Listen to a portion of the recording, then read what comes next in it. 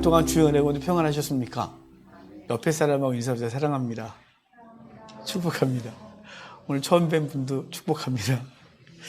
네, 말씀 제목이 있습니다. 제목 같이 읽겠습니다. 말씀대로 내게 이루어지이다. 아멘. 오늘 이 말씀을 또 기복으로 해석하지 마십시오. 또 말씀대로 내게 하시면 다 됩니다. 이렇게 되는 거 아니니까 오해하지 않으셨으면 좋겠습니다. 우리가 지난주에 요 직전 말씀까지 봤어요. 우리는 지금 예수님의 발자취를 따라 계속 말씀을 이어가고 있거든요. 그래서 예수님께서 어떻게 이 땅에 오셨는지, 예수님 무슨 사역을 하셨으며 어떻게 죽으시고, 이 얘기를 앞으로 오랫동안 할 거예요. 근데 지난주에 마리아에게 임하신 주의 말씀이 있었어요. 천사가 마리아에게 와서 마리아여, 은혜 받은 자여 평안할지어다 라고 하시고 그에게 예수 그리스도의 잉태를 예언하게 되는데, 오늘 그 구체적인 얘기를 오늘 보게 될 거예요. 마리아에게 하신 구체적인 말씀을 오늘 보게 될 텐데, 이 말씀을 통하여 오늘 우리에게 주시는 귀한 음성을 듣도록 하겠습니다. 자, 31절을 다시 한번 읽겠습니다. 보라, 내가 잉태하여 아들을 낳으리니 그 이름을 예수라 하라. 아멘. 천사는 마리아에게 잉태하여 아들을 낳을 것이라고 합니다. 이 말씀은 우리 매번 복음에 대해서 시작할 때 아담에게 주어졌던 말씀을 말씀해요. 아담의 범죄한 이후에 하나님은 아담과 하와와 뱀과 땅을 저주하시고 그 저주에서 벗어나는 방법을 말씀하시는데, 후에 여인의 후손이 와서 뱀의 머리를 밟을 것이라고 말씀해 주세요. 그 여인의 후손, 그가 바로 그리스도인 것이죠. 그러니까 이 말씀이 지금 마리아에게 임하고 있는 거예요. 이 약속은 이 예수님의 그림자인 이삭, 솔로몬, 그 외에 사람들에게 주어졌던 말씀이고 성취였어요. 하나님은 아브라함을 창세기 12장에서 부르시죠. 복의 근원이 되게 하겠다고. 근데 아브라함이 와서 이제 하나님의 부르심 받고 가나안 땅에 왔다가 그 땅에 기근이 생겨서 이집트 갔다가 이집트에서 자기 아내 한번 뺏겼다가 다시 찾고 그리고 가나안 땅에 다시 돌아왔으나 그 땅에 어려움이 있었어요. 그 땅의 어려움은 뭐였냐면 메소포타미아 사람들이 침공해 들어와서 조카 롯과 그의 가족들을 납치해 갔죠. 그래서 아브라함은 그의 집안에 있는 사람들 400여 명의 종들을 이끌고 올라가서 그들을 다 물리치고 조카 롯과 그의 가족들과 그리고 약탈되었던 걸 다 찾아왔어요. 그런데 아브라함에게 두려움이 있었죠. 이러다가 나 죽는 거 아니야? 내가 기스불에서 이긴 했으나 메소포타미아 연합군들이 쳐들어오면 나는 감당할 수가 없는데 어쩌면 좋지? 라고 말했고, 그리고 그런 불평이 있었어요. 하나님이 부르실 때 아들 준다 그러놓고 10여 년 지났는데 아들 없는 거예요. 내 나이 75세에 부름받았는데 85세 된 거죠. 아니야, 자식 준다면서 안 주시고 땅도 하나도 없고 이제는 자기는 대적에게 죽을 수 있다는 두려움이 아브라함에게 확 몰려와요. 그럴 때 하나님이 창세기 15장 1절에 짜잔하고 나타나서 아브라함아 두려워하지 마라. 난 너의 방패, 난 너의 큰 상급이다 이렇게 말해요. 아브라함이 말하잖아요. 뭘 주려고요? 뭘 주려고? 매번 준다 해놓고 안 줬잖아요. 우리 같지 않아요? 하나님 나한테 복 주신다며. 내가 기도하면 감동 주셔서 그렇게 될 것처럼 말씀하셔놓고 돌아서서 무릎을 펴고 일하는 현실을 보면 되어지지 않는 현실 같은 느낌. 아브라함이 그게 10여 년 거친 거예요. 뭘 주려고요? 됐어요. 아들 됐고 우리 집에서 길리온의 다메섹에서 고아 한 명 데려왔는데 올 때 얘 우리 집에 상속자가 되면 돼요. 얘 내 아들 삼을 거야라고 했을 때 아니야, 네 몸에서 날 자가 상속자가 될 거야. 그랬더니 아브라함이 그걸 믿으니 그의 의로 여겼다고 하시면서 하나님은 아브라함에게 약속하세요. 내 후손을 통하여, 내 후손 이삭을 통하여, 내가 날 아들을 통하여 하늘의 별과 같이 바닷가에 모래같이 후손이 많아질 거라고 말해요. 너가 아니고 네 아들을 통해서 그 일이 벌어지겠다고 했죠. 그리고 후에 하나님은 이삭을 주시고 그 이삭 살만할 때, 청소년 됐을 때, 15살쯤 됐을 때 하나님은 그 이삭을 모리아산에서 번제로 토막내 바치라고 해요. 아브라함은 이삭을 데리고 모리아산까지 갔고 죽이기 직전에 하나님은 됐다, 내가 나를 사랑하는 줄 이제 알았다 라고 하시면서 이삭 대신에 숫 양을 허락하시고 양이 바쳐져 그 땅에서 그리스도가 후에 십자가에 달리실 것이에요. 바로 이삭은 그리스도의 예표였어요. 그리스도를, 이삭을 통하여 만민의 복을, 많은 자손이 나올 거라고. 그 이삭은 그 죽음에서 벗어나 그가 후손을 낳게 될 것을 말씀했던 거예요. 후에 솔로몬을 통해서 동일했어요. 하나님은 다윗이 하나님께 소원을 품죠. 주여, 내가 성전 지어드리겠나이다. 얼마나 아름답습니까? 그래 바쳐 이러지 않으시고 너 말고 너는 쓸데없는 피를 너무 많이 흘렸어. 너 말고 네 아들이 될 거야. 그래서 솔로몬에게 약속하셨고 솔로몬에게 왕위가 영원할 것과 그를 통해 성전 내 집이 지어질 거라고 말씀하셨어요. 바로 그 솔로몬은 그리스도의 예표로서 하나님의 나라를 세우고 성전을 지을 존재 그가 그리스도였다 이 말이에요. 이런 예언은 한나에게 사무엘을 예언하시고 아하스 왕에게 히스기야를 예언하시는 방식으로 계속해서 그 후손을 통하여 하나님의 나라가 셀 것에 대해서 말씀해 주셨습니다. 오늘 그런 예언들이 마리아를 통해서 성취되고 있는 것이죠. 마리아에게만 주의 말씀은 아들을 낳을 것이라고 했고 그 아들이 많은 백성을 구원할 것이라고 했어요. 이를 마태는 이렇게 했어요. 이와 같은 병행구절이라 그래요. 앞으로 이 병행구절이라는 말을 제가 종종 사용할 거예요. 마태, 마가, 누가, 요한의 네 복음서를 계속해서 종합적으로 보기 때문에 같은 사건을 다른 복음서에서 어떻게 썼는지에 대한 얘기를 할 때 병행구절은 이렇게 말하고 있습니다. 이렇게 표현할 거니까 대체 저 말은 뭐니? 이렇게 생각하지 마시고 이 동일한 얘기를 마태도 기록하고 있거든요. 근데 마태에는 이렇게 말해요. 아들을 낳으리니 이름을 예수라 하라. 이는 그가 자기 백성을 그의 죄에서 구원할 자라고 아예 해석을 해주셨어요. 하여 구약에서 예언하는 메시아가 예수 그리스도이심을 분명히 말하고 있어요. 구원자의 이름 예수. 우리 지난주에 말씀 기억하십니까? 예수라는 이름이 구약에 있었다고. 여호수아가 이스라엘 백성 모세가 이끌고 와서 광야에서 그 백성들과 함께 거하다가 요단강 건너 모리아 산에서 모세는 죽고 그 백성을 누구한테 인계하냐면 여호수아에게 인계하고 여호수아가 요단강 건너 그 백성을 가나안 땅을 허락하게 되는 존재 여호수아. 그 이름은 예수아. 철자가 똑같다 그랬어요. 바로 여호수아가 거기서 인계받고 온 것처럼 예수님이 요단강 건너편 그 땅에서 세례 받으시고 그분이 권세 가지고 요단강 건너오셔서 우리를 구원하신 일을 벌이시고 있다고 여호수아가 그리스도의 예표였다 그랬어요. 또 한 명이 있어요. 또 한 명의 여호수아가 구약에 등장하는데 그는 스가랴서에 등장해요. 스가랴 선지자가 언제 활동했냐면 스가랴와 학개는 동일한 시대에 활동했어요. 그들이 돌아와서 바벨론으로 돌아와서 성전 기초를 놓고 15년 동안 중단됐었다는 얘기를 제가 예전에도 했었어요. 15년 중단됐을 때 학개 선지자가 먼저 일어나 성전 재건하라고 말하고 2달 뒤에 스가랴 선지자가 일어나 성전 재건하라고 말하는 사람이 학개와 스가랴예요. 근데 스가랴는 환상에 대해서 많이 얘기하거든요. 8개의 환상을 보여주면서 하나님의 성전이 지어지면 어떤 영광이 있을 것인지 하나님이 어떻게 이 성전을 완공하실지에 대한 환상을 보여주는데 그럴 때 여호수아에 대한 환상이 있어요. 그때 여호수아가 누구냐면 총독은 스룹바벨, 다윗의 후손이었어요. 다윗의 직통 후손이었고 그는 왕족으로 끌려갔던 여호야긴의 후손이었어요. 그래서 스룹바벨이 총독으로 왔고 그와 함께 성전 재건하고 나라를 세우겠다고 온 대제사장이 있는데 그의 이름이 여호수아인 거예요. 여호수아가 와서 성전을 재건하라고 했지만 못했었어요. 그런데 거기다가 여호수아는 무슨 죄를 졌는지 그의 몸이 더러웠다고 환상 가운데 있는데 하나님은 그의 옷을 벗기라고 하시고 새 옷 입히고 멸류관 씌워 그는 재판석에 있던 여호수아를 하나님 보좌 우편으로 옮기고 그를 통해 하나님의 성전이 지어질 것을 말씀하시는데 그 주변에 있던 제사장들에게 이렇게 말해요. 너희는 증인이다. 그런데 이 뭔 증인이냐면 얘를 싹으로 삼아 예전 성경 순이라 그랬고 요즘 번역은 싹이라 그랬어요. 싹으로 삼아 이를 이루겠다고 말하고 그 일을 2번이나 스가랴가 말하고 있는 거예요. 그 외에 예레미야도 이사야도 계속해서 한 싹이 날 거라고 얘기를 했고 그 싹을 통하여 열방에 구원받을 걸 얘기를 하는데 바로 그리스도, 바로 여호수아를 통하여 그 일이 벌어지겠다고 말하고 있는 거예요. 한 사람은 이스라엘의 지도자 여호수아, 한 사람은 대제사장 여호수아. 이 여호수아 이름은 구원자의 이름이라고 했지 않습니까? 바로 예수 그리스도가 우리의 왕 되시고 우리의 대제사장 되심에 대한 예표가 구약에서 이스라엘 백성을 이끈 여호수아로 그리고 스가랴서에 등장하는 대제사장 여호수아로 등장하고 있는 거예요.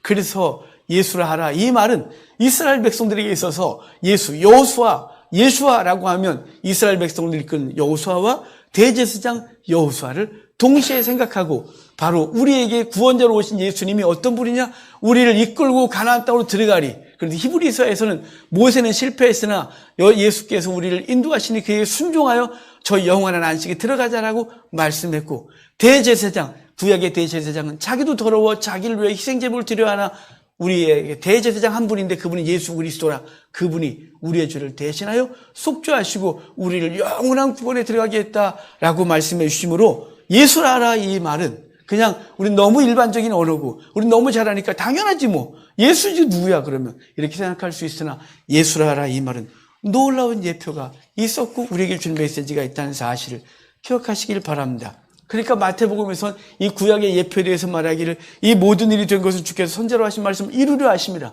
구약의 선자들이 구약에서 했던 말씀을 이루려 하심으로 이루려고 우리 이름을 뭘로 줬다고요? 예수라 하라 그랬다고요.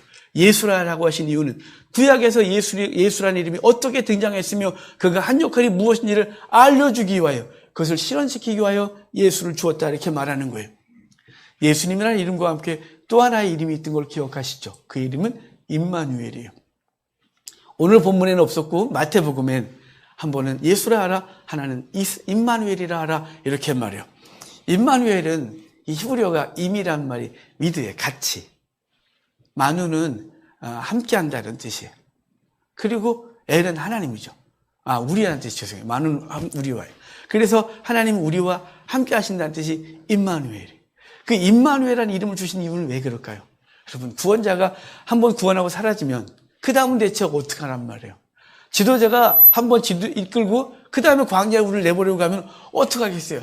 그래서 이스라엘 백성이 시내산에 도착했을 때 모세가 계속 이끌고 오다가 시내산에 올라가 40일 동안 내려오지 않으니 그들이 겁먹고 우상 만든 거예요. 인도할 지도자가 없으니 우리의 그리스도는 우리를 구원하실 뿐만 아니라 그 구원하시는 끝까지 완성하시는 거예요. 그래서 빌립보서에서는 이렇게 말해요. 그리스도 예수의 날까지 이루실 줄 확신한다.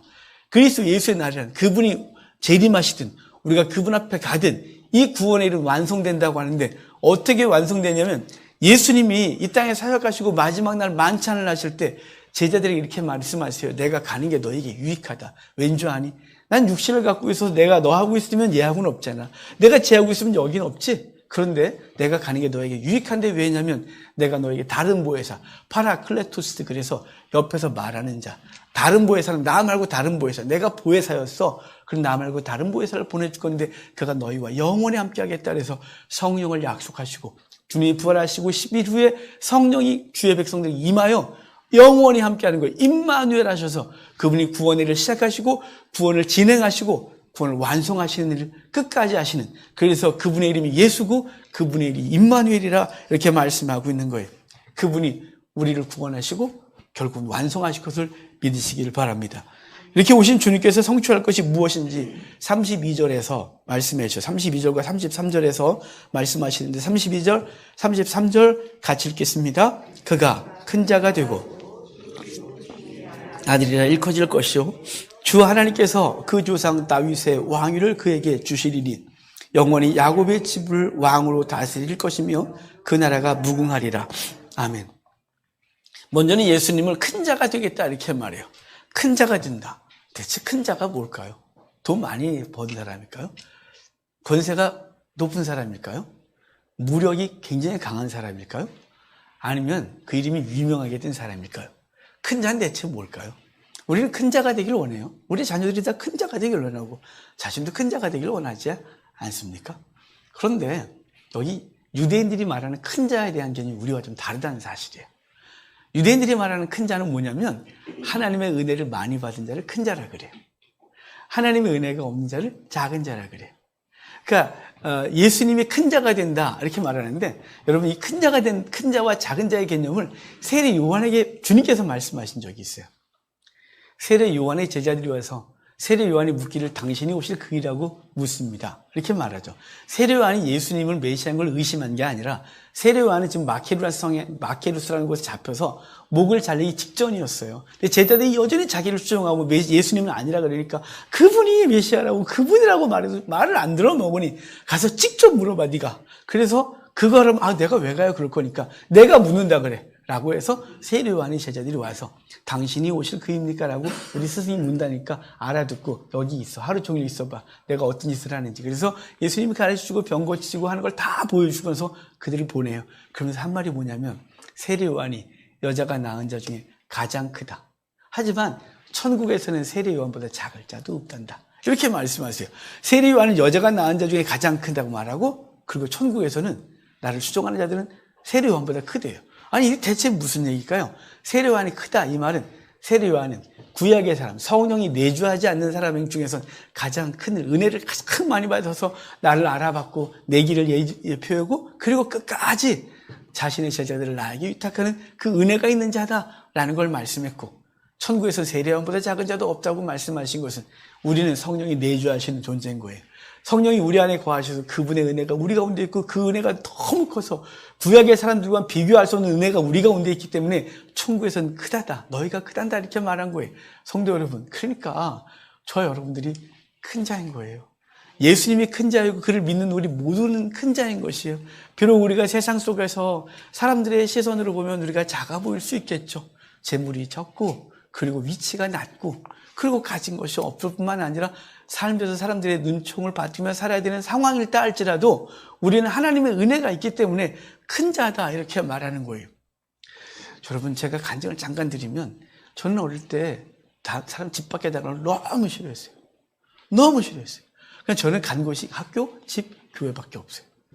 왜 그랬냐면 제 삶이 너무 어려웠고 제 아버지하고 둘이 살면서 동네 사람들이 호래비 자식이란 말이 너무 싫었어요. 그래서 저는 어릴 때부터 옷을 빨아서 다리 입고 다녔어요. 청바지도 다리 입었어요. 전 손수건 갖고 다니면 땅바닥에 그냥 안 하고 깔고 앉았어요. 왜냐하면 그 소리 듣기 싫어서요. 그리고 지금도 잘 안 가는 건 가끔 이제 가서 그러면 옛날 자꾸 그 얘기를 하세요. 불쌍하네. 그러면 듣고 싶겠어요, 그게? 싫지. 근데 지금은 사람들이 우리 동네 가면 제 친구의 부모님들을 만나보라 그러면 제 친구들한테 휴가나 너 친구 좀 어떻게 좀 해보래요. 이렇게 그러면서 쟤를 봐라, 쟤를. 이렇게 나름대로 그 어릴 때 그 고통스럽게 살았지만 제가 저렇게 섰잖아 라고 하는 걸 친구들에게 말하신 부모님이지만 어릴 때 너무 싫었어요. 그 평가가 싫었어요. 그들이 너무 싫었어요.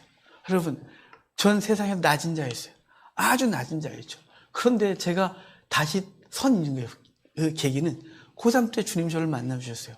제가 주를 만나달라고 사정했거든요. 살아계시면 나 좀 만나달라고. 나 좀 만나달라고. 제발 좀 만나달라고. 내가 이 상태로 고등학교를 졸업하고 나면 내 삶이 엉망이 될 것 같은데 나 좀 만나달라고. 주님께서 저를 만나주셔서 새롭게 해주셨어요. 세상에서 가장 큰 자가 된 거죠. 하나님의 은혜가 저를 감쌌고 저라든 욕도 사라지고 그리고 거칠고 방황하던 제 삶을 다 고치셔버렸어요. 아주 단 한순간에 다메섹에서 바울이 만나듯이 주님 저를 만나셔서 그때부터 설교를 시작하고 그때부터 주의 나라를 세워가기 시작했어요.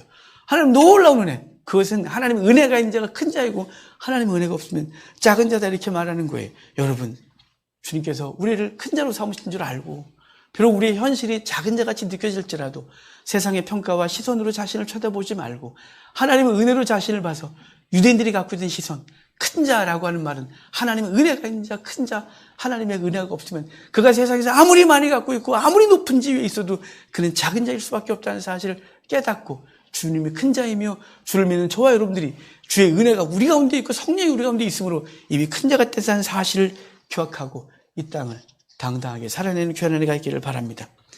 그럼 다음으로 예수님께서 되어질 것에 대한 말씀하실 때 높으신 이의 아들이라 일컬어질 것이라고 말해요. 높으신 이의 아들이라고 일컬어질 건데 그 다음 절을 보면 하나님의 아들이라 일컬어짐을 받을 것이라 이렇게 말하거든요. 이 높으신 이의 아들, 하나님의 아들, 이런 말은 이 복음서에 여러 번 등장해요. 예수님이 세례 받으실 때, 변화산에서 변화되실 때, 베드로의 신앙 고백에 하나님의 아들이라는 말이 등장하거든요. 그런데 여러분, 당시 하나님의 아들이라는 말이 얼마나 위험한 말이었냐면, 하나님의 아들은 누구만 하나님의 아들이었냐면, 로마의 황제가 하나님의 아들이었어요. 하나님의 아들이 황제였어요. 신의 아들이었던 거죠. 근데 이 개념은 어디서 온 거냐면, 이집트에서 문명이 발달하고 그 문명이 크레타로 와서 크레타 문명이 되고 크레타 문명이 지중해에 가서 미케네 문명이 되면서 이 그리스 전역과 로마로 퍼져나가요. 퍼지면서 이집트 문명이 뭐가 있었냐면 이집트는 왕이 죽으면 그 바로라고 말하잖아요. 그가 죽으면 신의 대우를 받았어요. 신의 대우를 받았고 그 문명이 지중해권으로 넘어오면서 그 당시 사람들은 곧바로 왕을 다 그냥 곧바로 신이 아니라 고대 때는 정말 훌륭하게 다스리다 죽은 사람을 신격화했어요. 하지만 로마가 전 세계를 지배하고 강력한 통치를 필요로 할 때 황제를 신격화했어요. 그래서 황제를 신의 아들이라고 말했단 말이에요. 신의 아들. 그런데 요한복음에 보면 그가 신의 아들이 아니라, 요한복음과 요한계시록에서 그가 신의 아들이 아니라 바로 예수 그리스도가 신의 아들이라는 걸 말하는 것. 바로 초대교회 성도들이 왜 순교했냐면 불신죄로 죽었어요. 황제를 신으로 인정하지 않았기 때문에 그래요. 더불어 로마가 인정하던 신들을 다 신으로 인정하지 않고 오직 예수 그리스도가 하나님의 아들이시며 그 위에 주시다라고 말하는 것 때문에 순교당했단 말이에요. 그래서 당시에 하나님의 아들이라는 말은 굉장히 위험한 말이었어요. 근데 베드로가 고백하죠. 사람들이 나를 누구라고 하니? 그랬더니 베드로가 마태복음 16장 16절에서 주는 그리스도시요 살아계신 하나님의 아들이십니다라는 놀라운 고백을 하는 것이에요. 그분 높으신 이 아들, 하나님의 아들이라고 일컬음을 받을 것이요 라고 해서 그가 우리를 구원하시는 놀라운 은혜를 갖고 있는 능력 있는 존재임을 말씀해 주고 있는 것이에요. 큰 자가 될 것이다. 높으신 이 아들이라 일컬음을 받을 것이다 라고 말했고, 그리고 또 하나가 다윗의 왕위를 이을 자다. 다윗의 왕위에 앉을 자다라고 말해서 그가 만왕의 왕으로 다스릴 존재임을 우리에게 분명히 말씀하고 있는 거예요. 그분이 왕이 되신 방법이 있어요. 그분이 왕이 되신 방법이 있는데 칼을 휘둘러 권력으로 무력으로 굴복을 시키고 왕이 된 것이 아니라는 사실이에요. 예수님 우리의 왕이 되신 이유를, 방법을 빌립보서가 말해요. 빌립보서 2장은 시작하면서 너희가 서로 같은 마음을 품으라. 같은 마음이 뭐냐? 그리스도 예수의 마음이다 라고 말씀하시면서 대체 그리스도 예수의 마음은 무엇이냐? 그리스도는 하나님과 동등됨을 취할 것으로 여기지 아니하시고 사람의 몸을 가지고 이 땅에 오셔서 죽기까지 복종하셔서 십자가에 죽으심이라 라고 말하고, 그 십자가의 죽으심 때문에 모든 무리가 그분의 무릎을 꿇게 하시고 그를 주라 고백하게 했다 이렇게 말해서 그의 죽으심이 우리에게 하나님을 왕으로 섬기게 하는 놀라운 은혜를 입었다 이 말이에요. 그가 죽으심으로 구원했기 때문에 요한계시록에 보면 이래요. 요한계시록에 그리스도를 묘사하는데 사자라고 묘사하는 것과 어린 양으로 묘사하는 게 있어요. 사자는 딱 한 번 묘사되고요. 어린 양은 계속해서 묘사돼요. 왜 사자면 어린 양으로 묘사되냐면 하나님은 대적을 심판하실 때 사자로 심판했고 우리를 구원하실 때 어린 양으로 구원하신 거예요. 그분이 어린 양으로서 십자가에 달려 죽으심으로 그 피로 말미암아 우리의 죄를 대속하시고 그의 백성 삼으셔서 피로 구속받은 사람들이 하나님을 왕으로 섬기는 거예요. 믿지 않는 자는 그냥 대적으로 심판을 당하여 끝나는 것이고, 믿는 모든 자들은 어린 양의 보혈로 구원을 얻어 예수 그리스도를 주님이다, 왕이다 이렇게 고백하고 있는 것이죠. 다윗의 뿌리에서 한 싹이 나서 그가 우리를 다스릴 거라고 이사야가 예언했는데 그분이 바로 그리스도다 이렇게 말씀하고 있는 것이죠. 여러분, 주님을 진짜 주님이라고 고백하고 계십니까? 예수님이 여러분의 주님 맞습니까? 예수님이 우리의 왕 맞습니까? 그렇다면 주권을 주께 맡기셔야죠. 내가 주권을 휘두르고 주님은 내가 원하는 것을 주시는 존재로 한다면 더 이상 예수님은 주님이 아니고 내가 주인인 거죠. 더 이상 예수님은 왕이 아니고 내가 왕이고 주님은 창고지기에 불과해서 내가 원하는 것을 얻어내는 존재밖에 되지 않는 것이죠. 여러분, 우리가 예수님을 주라 고백하는 것이 그냥 주라 고백할 때 우리의 고백은 전제되는 게 있어요. 난 종입니다. 주님이 시키는 대로 하겠나이다 라는 것이에요. 주님이 주라 칭함, 왕으로서 칭함을 받겠다고 했는데 우리의 왕으로서 칭함받고 우리는 그의 백성의 삶을 살아내는 귀한 은혜가 있기를 바랍니다. 자, 우리 36절 또 읽어볼까요? 36절이에요. 같이 읽겠습니다. 보라, 내 친족 엘리사벳도 늙어서 아들을 배웠느니라. 본래 임신하지 못한다고 알려진 이가 이미 6달이 되었나니. 그 다음 절 읽읍시다. 대저 하나님의 모든 말씀은 능하지 못하심이 없느니라. 천사는 남자를 알지 못하는 마리아에게 아들을 낳겠다고 하니까 마리아 그러잖아요. 천사에게 어떻게 남자를 알지 못하는데 이런 일이 있을 수 있습니까? 라고 말하니까 그때 말씀하신 것이 이 천사의 말이에요. 야, 네 친족 엘리사벳이 늙어서 더 이상 애를 낳을 수 없는데 이미 아이를 가졌고 이미 6개월이 되었느니라. 그러면서 하나님의 말씀은 능하지 못할 일이 없다. 능하지 못하심이 없느니라 이렇게 말씀하는 거예요. 이 말은 하나님은 뭐든지 할 수 있다 이렇게 말한 거죠. 제가 그러잖아요. 제가 제일 싫어하는 게 기복주의라고, 한국교회 망가뜨리는 게 기복주의라고. 이런 얘기만 나오면 다 할 수 있다고. 마태복음 산상수훈 다음에 벌어지는 그 얘기도 하나님은 다 하실 수 있다. 그러니까 다 할 수 있다. 앞뒤 문맥을 다 보면 그런 얘기를 한 적이 없는데 우리는 다 같다. 그런 얘기만 나오면 다 할 수 있다고 말하는 거예요. 빌립보서 4장에서 다 할 수 있다. 거기서 그 얘기 아니에요. 전혀 그런 얘기가 아니에요. 하여간 여기도 다 할 수 있다. 능치 못함이 없다. 이 말은 뭐에 대한 얘기를 할까요? 하나님이 마리아 너에게 네가 남자를 알지 못하지만 잉태케 하는 건 하나님을 할 수도 있다. 엘리사벳 늙어서 아예 못 갔잖아. 근데 이미 잉태하여 6개월이 됐단다. 할 수 있단다. 이렇게 말했는데 이것이 예표한 사건이 있어요. 바로 아브라함 얘기예요. 여러분, 아브라함이 75세에 부름받고 그의 아내가 65세에 부름받았어요. 그때 아기를 가져도 될까 말까 아니겠습니까? 거의 이미 불가능한데 그때 주시면 그래도 가끔은 그늘로서도 애를 낳을 수 있지 라고 말할까봐 하나님을 아예 죽여요. 아예 그 몸을 도저히 불가능하게 하는 100세 때, 그의 아내 90세 때 아들을 허락하시죠. 그 아들을 허락하시는 과정 속에서 우리 사라가 도저히 하나님의 말씀 믿을 수가 없는 거예요. 노력해봤는데 안 됐잖아요. 하나님 앞에 부름받아 10여 년 지난 이후에 아들 주겠다고 하니까 아브라함이 얼마나 기뻤겠어요. 아까 창세기 15장에서. 그래서 부부가 노력해봤겠죠. 아들 주시는데 해봤겠죠. 안 됐어요. 사라가 너무 힘든 거죠. 왜냐하면 당시 여인은 아이를 못 낳으면 저주받은 여인이고 그리고 이혼감이었어요. 그래서 사라가 그의 아내, 당신 몸이 내 몸을 통하여 날 아들이라고 했으니까 나 말고 당신 몸을 통하여 하갈을 낳게. 그래서 여종 하갈을 집어넣어요. 하갈을 통해 난 아들이 이스마엘이에요. 이스마엘을 낳고 하나님은 아브라함과 끊어요, 관계를. 13년 동안 관계를 끊어버리세요. 아브라함은 하나님 없으면 아무것도 아닌 거예요.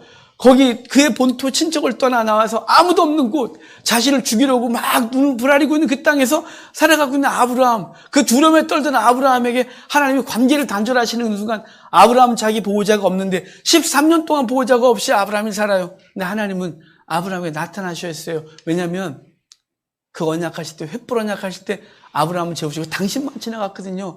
아브라함, 니는 어길 거 분명하고 넌 여전히 지키지 못할 걸 알지만 난 지나갈게, 난 지켜줄게 라고 말씀하신 거예요.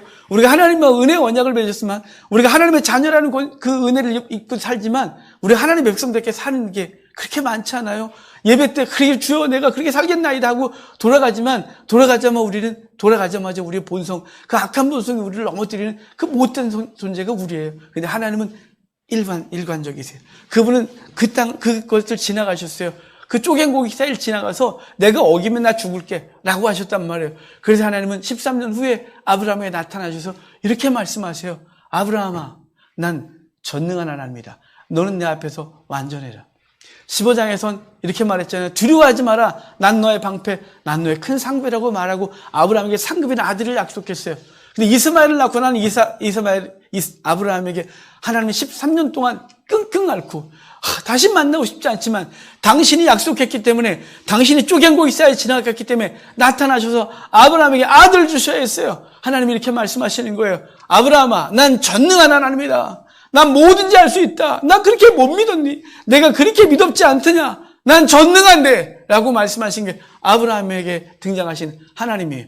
그 전능한 하나님, 지금 마리아에게 나타나서 난 전능하다 이렇게 말씀하고 있는 것이, 이 마리아에게 나타나서 전능하다고 하신 말씀, 이것이 누가는 다시 한번 기록해요. 누가복음 3장에 보면 족보가 기록되거든요. 마태복음 1장에 예수님의 족보, 누가복음 3장에 마리아의 족보가 기록되어져요. 마태복음은 요셉을 통한 예수님을, 여기 마리아를 통한 예수님을 얘기를 하는데 어찌됐거나 족보가 등장하는데 족보가 달라요. 기록 방식이 달라요. 중간에 바뀐 건 좀 나중에 설명을 드리고, 어떻게 바뀌냐면 이 마태복음 족보는 위에서부터 이렇게 내려와요. 그죠? 아브라함과 다윗의 자손 예수 그리스도의 세계라. 아브라함이 이삭을 낳고 이삭은 야곱을 낳고 야곱은 등등등 쭉 내려와요. 그런데 누가복음 족보는 거꾸로 올라가요. 쭉 거꾸로 올라가다가 아담까지 올라가요. 그리고 거기서 멈춰야 되는 거 아니겠어요? 그 인간의 족보니까. 그 다음에 아담 위는 하나님이요. 이렇게 말해요. 제가 이 족보를 보면서 얼마나 당황스럽겠어요. 와, 누가 너무 심한 거 아니야? 아니, 알겠는데 하나님까지 가면 어떡하란 말이야 이걸. 이렇게 생각했어요. 제가 그러다가 왜 누가는 그랬을까라고 묵상하기 시작했어요. 전 성경을 읽을 때 왜라는 말을 계속 하거든요. 왜 이런 얘기를 했어? 왜 예수라 했어? 왜 누가는 이렇게 족보를 기록했지? 생각하다가 누가는 의사였어요. 의사인데 이게 자기 생각엔 도저히 가능하지 않은 거죠. 남녀관계를 통해 아이가 낳지, 어떻게 남녀관계 없는 게 애를 낳아? 말도 안 되지 라고 하다가 어디까지 갔냐면 쭉 올라가다가 아담까지 갔고, 거기서 멈추지 않고 아담은 남녀관계를 통해서 창조된 존재가 아니라 하나님께서 창조하셨지. 그래서 아담이는 하나님이요 라고 말해서 예수 그리스도는 남녀관계가 아니래도 마리아의 뱃속에 잉태할 수 있다. 왜냐하면 아담을 창조하신 하나님이 그까짓 거 못하겠냐? 라고 해서 이 지금 누가복음 족보를 기록하면서 하나님의 전능하심을 족보에서도 말씀해주고 있는 것이, 하나님은 전능하십니다. 뭐에 전능하시면 저와 여러분을 구원하시는데 전능하십니다. 우리가 아무리 발버둥을 치고 난 하나님 싫다고 막 그래도 하나님 절대로 우리를 포기하지 않습니다. 그럼 부모가 자녀를 포기하는 부모가 있습니까? 때로는 자녀와 갈등을 하고 자녀가 못된 짓을 해도 저는 버리고 싶어. 마음은 그럴 때가 종종 있죠. 저는 저걸 이렇게 하고 싶을 때가 있어요. 또 우리는 상처받겠네. 있어요. 있는데 버릴 수 있습니까? 절대 못 버립니다. 절대 안 됩니다. 그건 죽을 때까지 안 됩니다. 하나님은 전능하십니다. 자녀인 우리가 하나님 앞에서 때로는 못되게 하고 하나님 있니 없니 하고 삶에서 발버둥을 치고 떠나가고 싶어도 그분은 절대로 포기한 적이 없으십니다. 구원하시며 전능하십니다. 그분의 머리카락까지 세셔서 우리의 안고 일어섬을 아시는 그분이, 우리 심장과 폐부를 살피시는 주님께서 우리 전능하신 그분이 우리를 구원하심을 믿으시기를 바랍니다. 마태가 인용했던 처녀가 잉태하 아들을 낳을 것이요 그 이름을 임마누엘이라 라고 해서 그분의 구원하심이 그렇게 완성할 것에 대해 말씀하셨어요. 이렇게 하나님의 능력에 대해 말씀하셨을 때 마리아의 반응이 있어요. 이 마리아의 반응 볼까요? 38절입니다. 마리아의 반응 같이 읽겠습니다. 마리아가 이르되 주의 여종이오니 말씀대로 내게 이루어지이다 하매 천사가 떠나가니라. 마리아는 자신이 임신한 사실이 드러날 때 어떻게 될지 알았어요. 당시 여인들이 그 처녀가 잉태하면 벌어지는 일은 비난에서 멈추는 게 아니라 돌에 맞아 죽었어요. 돌에 맞아 죽을 거라는 마리아가 말씀대로 이루어지길 원하나이다 이렇게 말하는 거죠. 요셉은 마태복음에 가만히 끊고자 했대요. 근데 하나님께서 요셉의 꿈에 나타나서 요셉아 두려워하지 마라. 그는 성령으로 잉태된 것이다. 두려워하지 말고 데려와라. 그래서 요셉이 꿈에서 일어나 꿈 깨고 나서 마리아를 데려왔다 그래요. 요셉도 마리아도 이 사건이 어떻게 벌어질지 아는 거예요. 당시 사회 속에서 그들이 무슨 비난을 당할지. 왜냐하면 약혼 기간에 잠자리 하면 안 되는 거예요. 약혼 기간은 서로의 순결을 지켜주다가 1년 정도 지나고 나서 첫날 밤을 보내야 되는 것이 상식이고 그것이 그들의 법도예요. 그런데 중간에서 정욕을 이기지 못한 것처럼 되어지면 요셉이 비난을 받을 거예요. 요셉이 난 그런 적 없어. 그럼 마리아가 돌 맞아 죽을 거예요. 이 모든 걸 감당하면서도 요셉과 마리아가 기꺼이 그 말씀대로 되기를 원하나이다 라고 말하고 있는 놀라운 이야기를 보고 있는 거죠. 이 말씀대로 내게 이루어지이다 이 말은 자신의 손에 자신이 당할 어려움들을 기꺼이 감당하겠나이다 이렇게 말하는 거예요. 이 말씀을 내가 말씀하시던 내게 이루어지이다. 내가 다 줄게. 할렐루야. 뭐든지 다 돼. 할렐루야. 뭐든지 구해 다 줄게. 할렐루야. 말씀대로 이루어지이다. 이런 게 아니잖아요.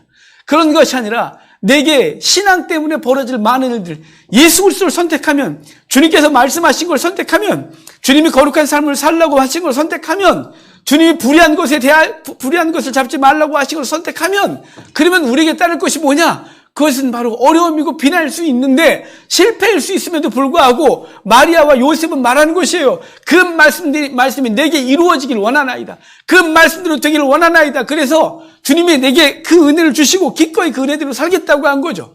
지난주에 마리아라는 이름 속에 포함된 한 단어가 있다 그랬죠. 마리아가 은혜 입은 자인데 그 은혜 입은 자의 마라, 고통과 쓰다는 것이 동행된다고. 은혜를 받으면 뭐 있다고요? 고통과 쓰는 것이 있어요. 은혜를 받으면 희한하게 사명 감당하다가 어려움을 겪는 사람이 너무 많은 거예요. 오늘 우리 안수 집사님이 최아림 선교사 위해 기도했어요. 최아림 선교사 20살밖에 안 됐어요. 근데 그 친구가 파키스탄으로 넘어갔어요. 공부 진짜 잘하는 친구거든요. 근데 걔가 파키스탄으로 갔어요. 왜요? 파키스탄 영어 품겠다고. 파키스탄 대학 갔어요. 그래서 우리가 파송했어요. 최아림 선교사 그 부모도 굉장한 직업을 갖고 있었어요. 이러고 살면 안 돼. 그래서 그들은 그 우즈베키스탄으로 넘어가고 거기 가서 온 가족이 아이들 다 편도가 안 좋아서 다 수술시키고 갔어요. 그들은 그 가족을 볼 때마다 정말 하나님 앞에서 어떻게 이렇게 살 수 있지? 그랬어요. 그들이 은혜가 임했죠. 은혜가 임하니까 뭐가 따라요? 마라가 따라요. 세상 기준으로 보면 마라가 있는 거죠. 고통이에요. 마찬가지예요. 마리아가 그러는 거예요. 은혜 받은 자요. 은혜 입은 자요. 그래 놓고 내게 아들을 낳으니 예수를 알아. 임마누엘을 알고 이것에 대해서 그들이 말씀대로 되기를 원하나이다. 말씀대로 되기를 원하다 이 말은 주님께서 내게 주신 은혜, 주님 나를 붙들어 주시고 내게 사명 주시면 그 사명이 내 삶 가운데 드러나고 이루어지길 원하나이다 라고 말하는 거예요. 비록 그 사명을 감당하다가 어려움이 따르고 힘이 들어도 기꺼이 감당하겠나이다. 이게 그 고백 속에 있는 것이 예수님이 이 땅에 오신 이유, 그것은 그가 큰 자가 되고 하나님의 아들이라 일컬음을 받을 것이며 우리에게 왕으로서 다스릴 것인데, 이 일은 계속해서 벌어져야 되는 것이 우리에게서 끝나는 것이 아니라 이 땅의 영혼들에게 그 예수 그리스도가 큰 자로서 하나님의 아들로서 왕으로서 진지하게 의미 있게 다가가야 되는 것이 우리에게서 끝, 이것이 아니고 단절되는 것이 아니라 우리를 통하여 그리스도가 다시 드러나야 되는 것이죠. 선교지에 가서 하든 우리 가정에서 그 일이 벌어지건 우리 직장에서 그 일이 벌어지건 예수 그리스도는 누군가에게 큰 자로서 하나님의 아들로서 왕으로서 다가가셔서 그 영혼을 우리가 주님 만난 것처럼 우리 은혜가 임하여 구원이 완성되는 그 일이 시작되어지고 그 완성되어질 일이 우리를 통해 벌어져야 되는 거예요. 이러한 구원의 일이 사람들에게 미치게 하기 위하여 주의 백성들은 순종해야 되는데, 그 순종의 말이 말씀대로 내게 이루어지이다, 이것이. 주여, 나에게 그 일을 되기를 원하시면 내게 그 일을 허락하시길 원합니다. 내가 낮은 자리에 가서 그 일이 벌어질 것 같으면 주여, 낮게 된 것도 감당하겠나이다. 내가 실패한 그 경험이 하나님의 나라를 세우는데 도움이 되면 내가 실패 자리에 기꺼이 있겠나이다. 내가 밥을 굽는 자리에 있어서 그 바꾼 사람의 마음을 알아야 된다면 기꺼이 그 자리에 있겠나이다. 말씀드리기를 원하나이다. 이렇게 말하는 것이에요. 주님 내게 복 주십시오. 주님 말씀하시면 내가 다 될 줄 아나이다. 이것이 아니고, 이것이 아니에요. 성경에서 말씀대로 되기를 원하나이다고 하신 그 모든 구절들은 예수 그리스도가 주의 뜻대로 되기를 원하나이다라고 말했던 것도 우리의 죄의 짐을 짊어지시고 기꺼이 십자가에 달려 죽으시는 그것을 원하나이다고 말한 것이었어요. 성도 여러분, 여러분과 제게 사명이 있어요. 그 사명이 우리는 좀 높은 자리에서 괜찮은 삶 속에서 감당하기를 원하지만 때로는 그렇지 않을 때가 있어요. 때로는 낮게 하시고 내가 예상치 않은 실패를 경험하게 하시고 왜 나한테 이런 일이 벌어지나 싶을 때가 있는데 그 일을 통해서 주께서 하시길 일을 원하신다면 우리는 그렇게 하는 거예요. 주님, 주의 뜻이 내 속에서 벌어지길 원하나이다. 주의 뜻하시면 내 삶을 통하여 이루어지길 원하나이다 라고 고백하고 기꺼이 감당하고 그 삶을 통해 하나님의 나라가 이루어지길 원하는 것이죠. 사도 바울이 질병을 갖고 있었잖아요. 사도 바울의 질병이 주질병이 뭔지 잘 몰라요. 워낙 많아서. 그래서 사도 바울의 별명이 워킹 호스피털이에요. 걸어다니는 종합병원이에요. 얼마나 병이 많았는지. 그래서 그가 안질이 주질병이라고 우리는 잘 알고 있는데요. 누구는 그래요. 간질이래요. 신앙교회 두 개하고 싸워요. 간질이냐 안질이냐. 그 외에 모든 질은 다 갖고 있었을 것 같고요. 하여간 사도 바울은 엄청난 질병을 갖고 있었어요. 고통스럽지 않았을까요? 사도 바울이 3번 기도해요. 고린도후서를 보면 3번 기도했다가 한 번 기도하고 아니고 한 번 기도했다가 작정 기도 한 번 해요. 1년 작정 기도하고 2년 작정 기도하고 3번 했대요. 얼마나 고통스러우면. 그런데 그때마다 주님께서 이렇게 말씀하셨어요. 내 은혜가 내게 족하다. 아니 뭔 은혜가 있어요. 그게 간질을 밟자 그랬는데 뭐가 은혜가 있고, 안질을 했으면 매일 진물이라는 그 눈을 감고 사역하는데 무슨 은혜가 있으며, 이것저것 너무 아파서 누가가 옆에 붙어있지 않으면 하루 살아갈 수 없는 그 주치의가 붙어 살아가는 사람 누가였어요? 바울이었어요. 근데 그 무슨 은혜가 있어요? 근데 바울에게 그렇게 말하니까 바울이 기꺼이 감당해요. 그래서 그 한 말이 내 연약한 가운데 그리스도가 강해지기 때문에 내가 연약하고 무너진 것을 통하여 그리스도가 드러날 수 있다면 기꺼이 감당하겠다고 하신 것이 사도 바울이었어요. 그래서 죽든지 살든지 먹든지 마시든지 입든지 뭘 하든지 간에 주의 영광이 드러나기를 원하는 게 사도 바울의 마음이었어요. 오늘 마리아도 그랬고 바울도 그러하고 모든 선지자와 사도들이 그랬고 우리 선진들이 그랬고 지금도 하나님의 사람들이 그렇게 살아감을 알고 저와 여러분들도 기꺼이 두렵지만 너무 무섭지만 동참하고 아멘 하고 그 삶을 살아내는 우리가 되길 주의 이름으로 축복합니다.